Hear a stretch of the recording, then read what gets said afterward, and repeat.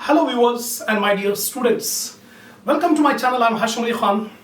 Now I'm going to start the problems on final accounts of sole trading concern. So previous two videos I have explained you in detail regarding the final accounts of sole trading concern, trading profit and loss account and balance sheet. So how to make trading profit and loss account, balance sheet, and what are the different terms which are used, what are the adjustments, all these things I have explained in the previous theory video, introduction to final accounts. So if you have not watched that video, please, my suggestion, go to the playlist of my channel. Select the subject financial accounting 1. In that you will find final accounts, topic final accounts videos. So starting first theory 1 and theory 2, watch it carefully, fully, till the end. Definitely you will get a good grasp on the topic of final accounts. Only after understanding the theory it will be easier to solve the problems. You will get the wholesome knowledge if you watch the theory video. That is more important. According to my experience, I am saying for your benefit. So if you are first time watching my channel, please go to the playlist. I have uploaded the videos for different subjects.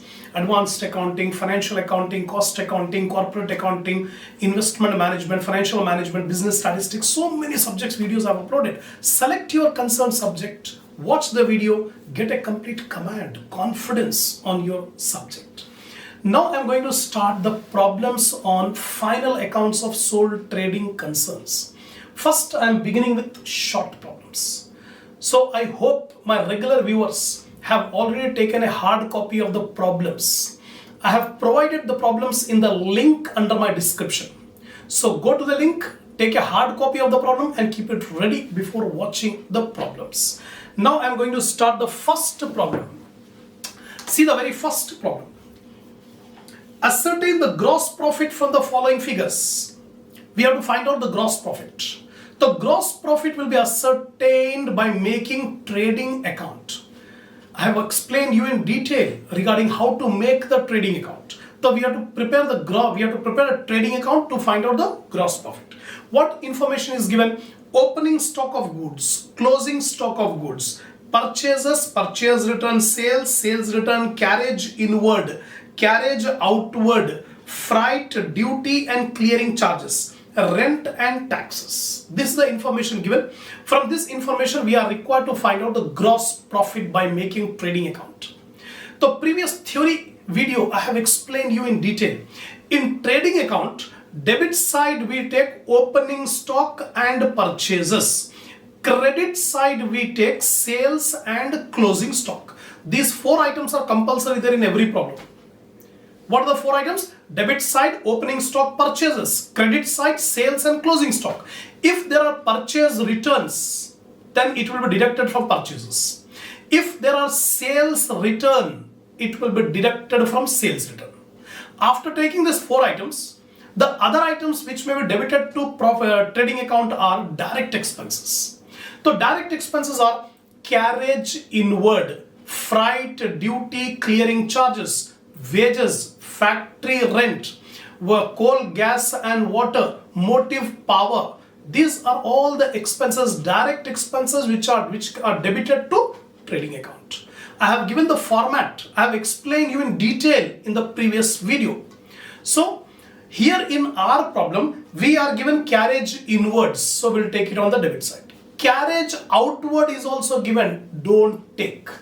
Carriage inward is a direct expense. Carriage outward is indirect expense. That carriage outward will be taken in profit and loss account. So after completing the trading account, give a note that carriage outward will be debited to profit and loss account, not to trading account. Similarly, rent and taxes. Rent and taxes given in the problem, you should not consider. You should give a note. Rent and taxes will be debited to profit and loss account. It will not be taken to trading. So all the items will take except two items. What are the two items? Carriage outward we are not taking. Rent and taxes we are not taking. Just give a note. These two items will be taken in P&L account, not in trading. Now see the format here. Short problems, trading account of all. First of all, you should write the heading clearly. The heading trading account of dash for the year ended dash. Information is not given regarding the name of the sole trader. And for which year we are finding out gross profit, not given. That's why I'm putting dash. So this is the trading account. Debit side, credit side. Debit side, you can see opening stock 20,000. Debit side, purchases 80,000 given in the problem, minus purchase return 2,000, 80 minus 2, 78,000. Credit side, sales 1,60,000, less sales return 3,000, 1,57,000. Closing stock 30,000. So these four items, normally every problem will come across: opening stock, purchases, sales, closing stock. Apart from that, we are given carriage inwards, freight, duty and clearing charges. That's all. We have taken all the items. Now take the total of the credit side. Credit side total 1,87,000. From 1,87,000 minus 20,000 minus 78,000 minus 2,000 minus 5,000. So you are getting a balancing figure of 82,000. This 82,000 balancing figure is the gross profit carried down. That means this gross profit will be carried over to profit and loss account. That's all. So by making this trading account, we got gross profit. That's it. This is the first short problem. Now, second one, ascertain the net profit from the following particulars. Some information is given. We have to find out the net profit. Net profit we can get by preparing profit and loss account. By making profit and loss account, we can get the net profit. The gross profit 82,000 already given. The gross profit will be taken on the credit side of profit and loss account. Profit and loss account, credit side, by gross profit brought down. It is brought down from trading account. Then salaries, debit side. Rent and taxes, debit side. Depreciation on machinery, debit side. Printing and stationery, debit side. Commission received, credit side. See here, profit and loss account is a nominal account. All expenses we take it on the debit side and all incomes we will take it on credit side. The incomes are rent received, interest received, commission received, miscellaneous income, etc. These are called other incomes. So here in our problem we are given commission received. It's an indirect income, credit side. Last one, furniture and fixtures. See, furniture and fixture is an asset. It will not be taken in profit and loss account. All the assets purchased will be taken to the balance sheet. It's a capital expenditure. It's a capital item. Only revenue item will be taken in trading account and profit and loss account. In trading account and profit and loss account, we take only revenue item. Capital items will not take. The fixed furniture and fixture is an asset. It's a capital expenditure. It will be taken to the balance sheet. So after completing the problem, you give a note that furniture and fixture is an asset. It will go to balance sheet. It will not be considered for making profit and loss account. That's it. See the solution. Profit and loss account of dash for the year ending dash. Particulars amount, debit, credit. Credit side, by gross profit brought down. This gross profit is coming from trading account. So by gross profit brought down 82,000. By commission received, it is an indirect income. Now debit side, salaries, rent rates and taxes, depreciation on machinery, printing and stationery. That's all. Now take the total on the credit side, it comes to 83,500. 82,000 plus 1,500, 83,500. From 83,500 minus 18,000, minus 5,000, minus 8,000, minus 2,000. So balancing figure you are going to get 50,500. This 50,500 is the net profit. That's what we have to calculate in this problem. In this problem, it is asking you to find out the net profit. We got the net profit, 50,500. Right? And this net profit will be carried over to capital. It will be added to capital in the balance sheet. That's all. The two short problems we have completed. Now I am reading out the third main problem. The third short problem. Sorry. Prepare a balance sheet from the following information. First problem we have prepared trading account. Second problem we have prepared profit and loss account. Third problem we are going to make a balance sheet. Balance sheet is a statement. It is not an account. We don't have debit and credit. It's a list of assets and list of liabilities. Left hand side we take all liabilities, capital and liabilities on the left hand side. Right hand side we take all the assets. If you do not commit any mistake, then the total of the assets and the total of liabilities will be same tally. Now, creditors. It's a creditor is a liability. So creditor is a liability. Closing stock is an asset. Motor van is an asset. Goodwill is an asset. Debtor is an asset. Capital, it will be taken on liability side. Machinery, asset. Loan, liability. So you have to decide. In the problem, it will not be given which is asset, which is liability. So you have to remember that creditors, loan, these two are the liabilities. Creditors and loan are the liability. And capital will also be taken on the liability side. So three items we are having on the liability side. So you can see the solution here. Balance sheet of dash as on. Liability side. Creditors 1 lakh. Loan is 3 lakh. And capital is 5 lakh. So 5 lakh plus 3 lakh, 8 lakh plus 1 lakh, 9 lakh. 9 lakh is the total of the capital and liabilities. Now come to asset side. Remaining all items are assets. So we'll go liquidity marshalling. In liquidity marshalling, we take current assets first. So what is the first current asset? Debtors. So you remember which are the current assets and which are the fixed assets. The current assets are cash in hand, cash at bank, debtor, stock, bills receivable, short-term investment, prepaid expenses. All these are current assets. Then fixed assets are land and building, plant and machinery, furniture, fixtures, equipment, motor vehicle, goodwill, patent right, copyright. These are the fixed assets. So keep in your mind which are the current assets and which are the fixed assets. Now debtors 2 lakh, closing stock 50,000. Then we have machinery, motor van, goodwill. These are the assets and these are the liability. The total 9 lakh is same on both the sides. That's all. So we have completed 3 short problems on final accounts of sole trading concern. Come on viewers, now we'll start the next problem. Problem number 4. See the fourth problem. Ascertain the cost of goods sold. Ascertain the cost of goods sold. We call it as COGS. Cost of goods sold will be called as COGS. Opening stock 20,000, purchases 1,18,000, direct expenses 22,000, closing stock 30,000. The information given in the problem is opening stock, purchases, direct expense, closing stock. Now here you have to remember the formula for COGS. Cost of goods sold formula.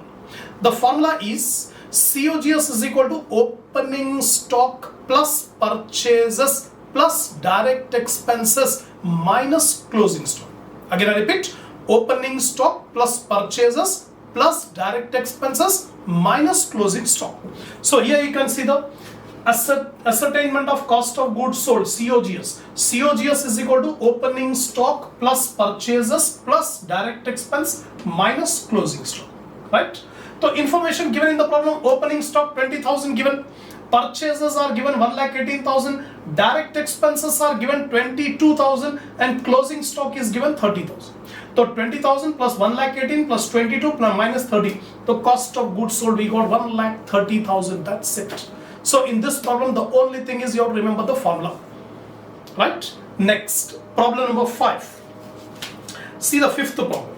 Ascertain the cost of goods sold. Again we have to find out the COGS, cost of goods sold. What information is given in the problem? Opening stock 5,000, closing stock 6,000, purchases are 50,000, sales are 80,000, purchase return 1,000, sales return 1,800, wages are 4,900 and goods used by the proprietor 200. Now see here, little bit complicated problem. Sales and sales return we don't require because in the formula for cost of goods sold COGS we have opening stock plus purchases plus direct expense minus closing stock. Opening stock plus purchases. Agar purchase return, if purchase returns are given in the problem, purchase return will be deducted from purchases. Purchase return will be deducted from purchase. So what will take? Opening stock plus purchases minus purchase return and goods used by the proprietor. When the proprietor uses the goods from the business, it is called drawings. The entry for goods taken by the proprietor is drawings account debtor to purchases account. Drawings account debtor to purchases account. This is the entry when goods are taken by the proprietor for personal use. That means the goods used for personal purpose will be deducted from purchases. Will be deducted from purchase. So here in this problem, we take purchase minus purchase return minus goods used by the proprietor for personal use. That will also be deducted. So two items we have to deduct from purchase. One purchase return, another goods used by the proprietor. Plus direct expenses. Direct expense in this problem are wages. Wages are given in the problem. We treat wages as a direct expense minus closing stock. The closing stock is given. So what is given in the problem? Opening stock given, purchases are given, minus purchase return, minus goods used by the proprietor, plus wages, minus closing stock. That's it. The items which we have not to be taken is sales and sales return. We don't require sales and sales return in this problem, right? So what is the solutions here? COGS is equal to opening stock plus purchases minus purchase return minus goods used by proprietor plus wages minus closing stock. So each and every item is given in the problem. Opening stock given in the problem 5,000, purchase are given 50,000, purchase returns are given 1,000, goods used by the proprietor is 200, wages are 4,900 and closing stock is 6,000. So 5,000 plus 50,000 minus 1,000 minus 200 plus 4,900 minus 6,000. 52,700 is the cost of goods sold, COGS. So in this problem what you are learning, how to find out cost of goods sold. What is the formula for cost of goods sold? Next, sixth problem. Problem number 6. Ascertain purchases from the following figures. Some data is given, we have to find out the purchases. Opening stock 10,000, direct expenses 8,000, indirect expenses 15,000, sales are 60,000, closing stock 12,000, gross profit 14,000. See, ultimately we have to find out how much are the purchases. For calculating purchases, first we need COGS, cost of goods sold. There are two formulas for calculating COGS. One formula already you have applied here. Opening stock plus purchases plus direct expense minus closing stock. This is the one formula of COGS. Another formula for COGS is this one. COGS is equal to sales minus gross profit. Sales minus gross profit, you will get COGS. Both the formula will give you the same answer. Whether we apply this formula, first formula, or you apply the second formula, you will get the same COGS. The only difference is the information given in the problem. If in the problem information is given regarding opening stock, purchase, direct expense, closing stock, you apply this formula. If in the problem sales and gross profit is given, so don't apply that formula. You apply sales minus gross profit is equal to COGS. Sales are given 60,000, gross profit is given 14,000. So 60,000 minus 14,000, 46,000 is COGS. We got cost of goods sold. But finally what we have to calculate? We have to calculate the purchases. By using the COGS formula, we can easily find out the purchase. What is the COGS formula? Again apply. COGS is equal to opening stock plus purchases plus direct expense minus closing stock. Ultimately, we have to find out how much are the purchases. So in this equation, all variables are given except the purchases. We have to find out the purchase. COGS, cost of goods sold, how much we got? 46,000. So in place of COGS, I am writing 46,000. Opening stock given in the problem 10,000. Purchases are not given in the problem. We have to find out. This is the unknown variable, purchases. Plus direct expense are given in the problem 8,000 and closing stock is given in the problem 12,000. So you can see in this LHS and RHS, all the values are given except one variable. That variable is purchases. Now LHS we have 46,000. RHS, on RHS 10,000 plus 8,000, 18,000. 18,000 minus 12,000. So 18 minus 12,000 is 6,000. So we can write 46,000 is equal to purchases plus 6,000. How we got 6,000? 10,000 plus 8,000 minus 12,000. You'll get 6,000. Now what we'll do is, the 6,000 is on RHS. We take this 6,000 to LHS. So this plus will become here minus. So 46,000 minus 6,000 is equal to purchases. So purchase is equal to 46,000 minus 6,000, 40,000.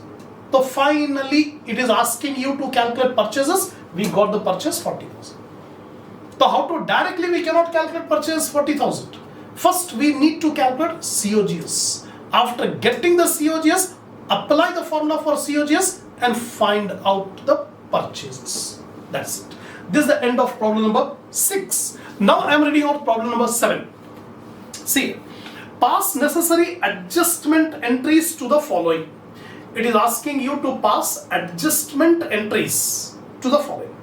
In the previous theory video, I have explained you in detail regarding the journal entries for adjustments. Here we are applying that theoretical knowledge into practical problems. Opening stock 15,000. Closing stock 15,000. The entry for adjustment entry for closing stock. Now see here, I have prepared one journal for passing the adjustment entries. So adjustment entries, date, particulars, LF, debit, credit. A journal I have prepared. Now first, closing stock 15,000. The entry for closing stock is closing stock account data to trading account. Closing stock account data to trading account. So what is the effect of this entry? The closing stock will be taken on credit side of trading account. Trading account credit side we take by closing stock. And again this closing stock will be shown as an asset. It will be taken on the asset side. That is the effect of closing stock. Now second entry is outstanding expenses 1200. It is given in the problem, outstanding expenses 1200. What is the adjustment entry for outstanding expenses? So entry will be expenses account data to outstanding expenses. The expenses may be anything like salaries, rent, etc. If salary outstanding, salary account data to outstanding salary account. Rent outstanding, rent account data to outstanding rent account. So here expenses are given, expenses account data to outstanding expenses. This is the adjustment entry for outstanding expenses. Now what is the effect of this entry? The impact of this entry is the outstanding expenses will be added to expenses in trading profit and loss account. In trading profit and loss account, whatever expenses are there, to that expense we add outstanding expense. Example, salaries are given and outstanding salaries are given in adjustment. So adjustment outstanding salary will be added to salaries in profit and loss account. And again outstanding salary will be shown on the liability side of the balance sheet. Remember, the trial balance items will appear only once, but adjustment items will appear twice. Adjustment items will appear twice. So once it will be taken in trading P&L account, again it will be shown in the balance sheet. So here expenses will be added to expenses in profit and loss account. Again outstanding expense will be taken on the liability side of the balance sheet. Next step, prepaid expenses. Outstanding and prepaid are opposite. Outstanding का मतलब due but not paid. Prepaid का मतलब होता paid in advance. Paid in advance. So prepaid expenses 150. The entry, adjustment entry for prepaid expenses is prepaid expenses account data to expenses account. Prepaid expenses account data to expenses account. So what is the impact of this adjustment entry? The prepaid expenses will be deducted from expenses on debit side of P&L account. Example, insurance. In the trial balance, insurance are given 10,000. Insurance premium paid 10,000 rupees given in the trial balance. Adjustment it is given prepaid insurance 2,000.